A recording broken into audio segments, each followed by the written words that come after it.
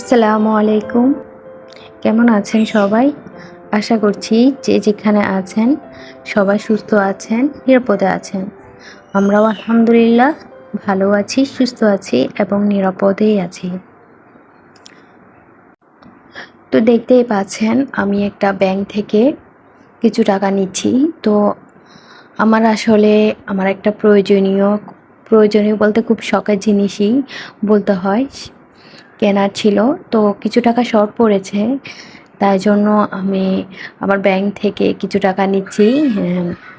তো আমি ব্যাংকটা পুরোপুরি কাটছি না, আমি কিছুটা ছিদ্র করে তো সেখান থেকেই নিচ্ছি। কারণ যদি বেশি বড় করে কেটে ফেলি তাহলে টাকা নিতে বেশ সুবিধা হবে, আর আমি খুব তাড়াতাড়ি টাকা নিতে পারবো। তাই জন্য আমি ছোট করেই কেটেছি, যাতে করে টাকা নেওয়ার হ্যাসেল হওয়ার কারণে আমি কম টাকা নিতে পারি। তো আজকের এই ভিডিওতে আমি আপনাদের সাথে শেয়ার করব কিভাবে আমি মিতব্যয়ী হয়েছি, মানে আমি টাকা জমানো শিখেছি। তো আসলে সত্যি কথা বলতে আমার বিয়ে হয়েছে প্রায় 8 বছর। তো এর মধ্যে আমি টুকটাক জমাতাম, কিন্তু সিরিয়াসভাবে আমি তেমনটা টাকা জমাতাম না। তার কারণ হচ্ছে আমি অনেক বেশি খরচ করতাম। আমাকে যা টাকা দেওয়া হতো আমি তার বেশিরভাগই খরচ করে ফেলতাম আমার শখের জিনিস বলুন, বা আমার কাছে যেটাই ভালো লাগতো, বিশেষ করে অনলাইনে আমার কাছে যেটাই ভালো লাগতো আমি কিনে ফেলতাম। তো এরকম করতে করতে আমার বিয়ের এখন 8 বছর হয়ে গিয়েছে। তো পরিশেষে এসে দেখলাম যে আসলে আমার কাছে মোটা অঙ্কের তেমন কোনো টাকাই জমা নেই। তো একদিন আমি চিন্তা করলাম আসলে আমি কেন এত বেশি টাকা খরচ করছি বা কেন আমি এত বেশি খরচ করি। তো এই ভাবনা থেকে আমি চিন্তা করলাম যে কেননা আমি একটা ব্যাংক নিই আর সেখান থেকে আমি টাকা জমানো শুরু করি। তো এরপর থেকে আমি একদিন বাজারে গিয়েছিলাম, কি তো আসার সময় একটা ব্যাংক কিনেছি। তো এরপর থেকে আমার টাকা জমানো স্টার্ট। তো আমার টাকা জমানো স্টার্ট বলতে এটা ভেবে বসবেন না যে আমি অনেক কোটি কোটি টাকা জমিয়েছি। আসলে অনেকের কাছে কোটি টাকাও অনেক কম, আবার অনেকের কাছে 10,000 টাকাও অনেক বেশি। তো আমার ক্ষেত্রেও সেরকম। তো আসলে আমি এই ভিডিওটার মধ্যে আপনাদের সাথে শেয়ার করব কিভাবে মিতব্যয়ী হবেন, আমার মতো অপচয় করবেন না। তো কীভাবে মিতব্যয়ী হয়ে ফাইনালি দিন শেষে একটা ভালো মোটা অঙ্কের টাকা জমিয়ে আপনার প্রয়োজনীয় কিছু জিনিস কিনতে পারবেন। তো ভিডিওর শুরুতে দেখতে পাচ্ছিলেন যে আমি ব্যাংক থেকে টাকা নিচ্ছি। তো আসলে আমি অনেক দিন ধরে একটা সেলাই মেশিন কেনার জন্য চাচ্ছিলাম। তো আমার হাজব্যান্ড বলছিলেন যে আর কিছুদিন পরে কিনবেন। তো আসলে আমার মেশিনটা অনেক বেশি প্রয়োজন ছিল, সে কারণে আমি আমার ব্যাংক থেকে কিছু টাকা নিয়ে ওনাকে দিয়েছি, আর বাকিটা উনি দিয়ে আমার জন্য একটা মেশিন কিনে নিয়ে এসেছেন। তো আলহামদুলিল্লাহ। তো তাহলে বুঝতে পারছেন আমি কি বলতে চাচ্ছি, যে আসলে আমি বলতে চাচ্ছি যে আমরা খরচ করব ঠিক আছে, আমাদের প্রয়োজনীয় জিনিস কিনবো, আমাদের শখের জিনিস কিনবো, কিন্তু তাই বলে এত বেশি কিনবো না যে যেটা অপচয়ের পর্যায়ে পড়ে যায়। তো মনে করুন আমি কি করি যে আমি কখনো আমার হাজব্যান্ডের কাছ থেকে টাকা খুঁজি না। তো উনি আমাকে যখনই টাকা দেন তা আমি কি করি, তার মধ্য থেকে একটা নির্দিষ্ট পরিমাণ টাকা আমি আমার ব্যাংকে রেখে দেই, মানে ঘরে যে ব্যাংক আছে সেটাতে রেখে দেই। এরপরে কি করি, আর একটা নির্দিষ্ট পরিমাণ টাকা কি করি আলাদা করে রাখি, যাতে করে 1 মাস বা 2 মাস পরে কিছু টাকা জমে আমার প্রয়োজনীয় বা শখের কোনো কিছু কিনতে পারি। তো এভাবেই আমি মোটামুটি আলহামদুলিল্লাহ অনেক সঞ্চয়ী হয়েছি।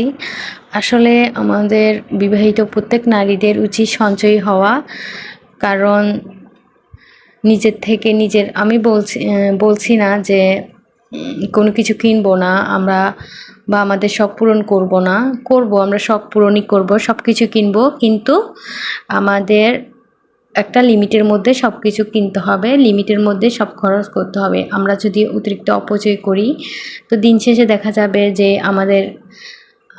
আমরা নিজেদেরকে কি অনেক অনেক খারাপ লাগবে। আসলে আমি বুঝাতে পারছি কিনা জানি না। তো আলহামদুলিল্লাহ আমি যখন থেকেই সঞ্চয় করা বা জমানো স্টার্ট করেছি তখন থেকেই আমার আমি নিজে হাত খরচ আমি এখন কম করেই আমার যেটা বেসিক প্রয়োজন বা অনেক বেশি দরকার এমনটা মনে হয় যে সেটাই আমি কিনি। আর অনলাইনে হোক বা অফলাইনে হোক, যখনই আমার কোনো কিছু কেনার ইচ্ছা হয় তো আমি সেই জিনিসটা হুট করেই কিনি না। তো আমি কী করি, 2 3 4 দিন অপেক্ষা করি, চিন্তা করি যে ওই জিনিসটা আমার লাগবে কিনা, আমার কতটুকু প্রয়োজন। এরপরে আমি যদি আমার বেশি প্রয়োজন হয় তারপরে আমি কিনি। আসলে আমরা মেয়েরা কি দেখা যায় যে বাজারে গেলাম বা অনলাইনে কিছু দেখলাম, কাপড় দেখলাম, অনেক বেশি সুন্দর লেগে গেল, সেটা কেনার জন্য হুট করে হাতে যদি টাকা থাকে তাহলে তার কথাই নেই, একদম অনলাইনে হলে তার একদম সাথে সাথে অর্ডার করে দিই। আর অফলাইনে মার্কেটে গিয়ে হলে তো কিনেই ফেলি। তো এই জিনিসটা আমার সাথে অনেক বেশি হতো। তো আমি যখন টাকা ব্যাংকের মধ্যে রাখতাম না তখন আমার হাতের মধ্যে মোটামুটি অঙ্কের টাকা থাকতো। তো তাই জন্য আমি কি করতাম, অনলাইনে আমি কোনো কাপড় দেখতাম, আমি বিশেষ করে কাপড়টা বেশি কিনতাম। অনলাইনে আমি যখনই কোনো কাপড় দেখতাম তো আমি সাথে সাথে অর্ডার করে দিতাম। তো তো এইভাবে টাকাটা খরচ হয়ে যেত। বা আমি এছাড়াও আমি যখনই বিশেষ করে বাইরে যেতাম, অনেক বেশি বাইরে যেতাম, তো বাইরে গিয়ে দেখা যেত বাচ্চাদের জন্য কাপড়, বিশেষ করে ছোট বাচ্চাদের কাপড়গুলো আমার অনেক বেশি ভালো লাগতো। আমার মেয়ের ছেলেদের কাপড়গুলো অনেক বেশি সুন্দর লাগতো। তার জন্য আমি কি করতাম, যা টাকা নিতাম দেখা যেত যে সব খরচ করে চলে আসতাম। তো এরপর থেকে যখনই আমি ব্যাংকে টাকা জমানো স্টার্ট করেছি তো আমি এখন চেষ্টা করি যে অপ্রয়োজনে বাইরে না যাওয়ার জন্য বা কোনো কিছু কেনাকাটা দরকারের জন্য বাইরে না যাওয়ার জন্য। যদি বিশেষ দরকার হয় তাহলে বাইরে যাই, কিন্তু টাকা বেশি করে নিয়ে যায় না, ব্যাগে অল্প টাকাই নিয়ে যাই। তো এছাড়াও আমি আমার কি কি লাগবে সেটা আমি একটা কাগজে লিস্ট করে রাখি। আমার হাজব্যান্ড যখন বাসায় আসেন তো ওনাকে আমি এই লিস্টটা দিই, তো উনি নিয়ে আসেন। আগে দেখা যেত যে আমার কোনো কিছু লাগলে আমি নিজের টাকা বলতে আমাকে উনি যে টাকা দিতেন ওই টাকা দিয়েই আমি কিনে ফেলতাম। তো এখন কি করে আমি সেটা করি না, যদিও এটা একটা কি বলবো জানি না। আমি লিস্ট করে রাখি, এরপর ওনাকে দিই, উনি কিনে নিয়ে আসেন। কিন্তু আপনারা ভাববেন না যে আমি নিজের শখ আহ্লাদ পূরণ করি না, না সেটা না। আমি নিজের শখ আহ্লাদ সব পূরণ করি, কিন্তু সেটা একটা লিমিটের মধ্যেই। আমি যেটা আমার অনেক বেশি দরকার, যেটা আমি কিনতেই হবে বা সময়ের সাথে এই জিনিসটা আমার এই বর্তমান সময়ের সাথে না কিনলে হবে না, সেরকম হলে আমি এই জিনিসটা কিনি, আর না হলে না। আর আরেকটা কথা কি, আপনার হাতে যখন টাকা থাকবে না বা আপনি যখন সঞ্চয়ের চিন্তা করবেন তখন আপনার আর অতিরিক্ত কোনো কিছু কেনার ইচ্ছা হবে না। তো অনেক কিছুই বলে ফেললাম। এই যে দেখতে পাচ্ছেন একটা মা ও শিশু হাসপাতাল, যেটা চট্টগ্রামের সীতাকুণ্ডে নতুন হয়েছে। তো এটা আমাদের হাসপাতালই বলা যায়। তো রাতের বেলায় এখানে আসছি দেখার জন্য, একটু কেমন হয়েছে, এখনো শুরু হয়নি হাসপাতালটা।